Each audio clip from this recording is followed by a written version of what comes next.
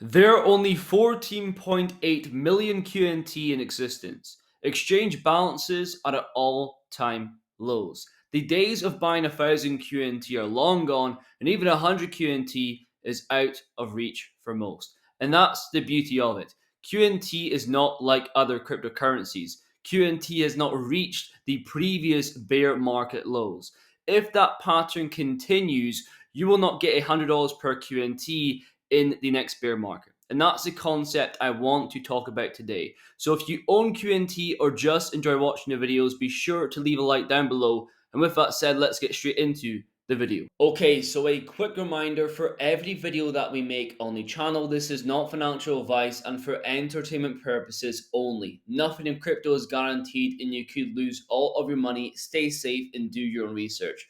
Now, why are most people priced out of owning 100 QNT? With a scarce asset, as time goes by, the threshold increases. We've seen this with Bitcoin in 2019. One Bitcoin was worth 4K, 10, 40K, today well over $1 million. 99% of the population are priced out of owning 10 Bitcoin. To draw the same analogy to QNT, in 2020, one QNT was worth $4, 1,004K, today well over 120K. With a scarce supply, with adoption, there is a permanent repricing because many people believe in the next bear market they will get the chance once again to accumulate QNT under $100, but that's not always the case with a supply that is fixed. And this is why not all cryptos are the same. Most altcoins today have an inflationary supply schedule. So even if demand stalls, new tokens keep entering the market through team VC investing, unlock schedules, and inflationary staking. A great example of this would be Algo keeps revisiting prior bear market lows, and the idea of buying something, forgetting about it for multiple years, only to come back to see it at the exact same price is not what you want in an investment. And this is due to inflation and foundation token sales. When it comes to QNT, it's fully circulating with zero inflation, and even staking comes with quant flow and overledger fusion. Rewards will come from enterprise license fees and network usage, not from printing new tokens. So quant staking will not create the same forced selling dynamic that brings down other inflationary tokens. And all the QNT you can currently buy is available in the market and the exchange supplies are at all-time lows. As this continues to dry up, price moves will be violent even on moderate demand. And watching what the whales do has been a common theme on the channel. Right, on XRP, we've been monitoring with sentiment for quite a while now, and we noticed when XRP was not deemed a security, we've seen a huge rise in whales, 10 million to 100 million XRP, buying this asset. Through the exhaustion and capitulation throughout 2024, when many people sold their XRP, that is when they were buying the most. Similar to right now with QNT. We also can see here, thanks to Mine Crypto, that there's all of these wallets, each holding thousands of QNT, holding nothing else, no outflows, no Ethereum, just QNT. And those are just a few reasons why many people will be priced out of owning just 10 QNT. Now, to go beyond just supply and scarcity, QNT is positioned in the infrastructure layer of regulated finance. Think CBDCs, tokenized deposits. This is a utility cryptocurrency, and these institutions are integrated. They do not leave during the bear market, and this creates a baseline demand for QNT regardless of retail sentiment. And QNT, when it comes to the overledger, is not just an additional payment option, rather the native token and securing the network, in the words of the CEO. So every institution using the overledger needs QNT. And this is part of the bigger picture, the vision for QNT. A huge percentage of QNT is currently locked in licenses, sitting in long-term wallets, potentially about to be staked and unavailable on exchanges. That is why many will be priced out of 10 QNT in the years to come. Now moving on to a second point, more around based on sentiment, stack, forget, repeat. Now, I tweeted the other day when we're approaching resistant levels around $130. I stated, is this time different?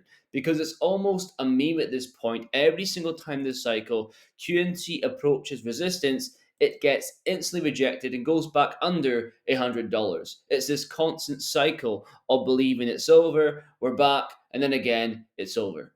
And this is where the problem lies. Getting excited every single time a cryptocurrency approaches resistance, getting sad every single time it breaks down, will cause investors to capitulate over a long enough time frame, causing burnout. As I just stated, stack, forget, repeat. Focus on how much cryptocurrency you own. The only thing that is within your control. If you believe said crypto is in an accumulation range, focus on where you are on the rich list and where you want to be and take actionable steps to get there.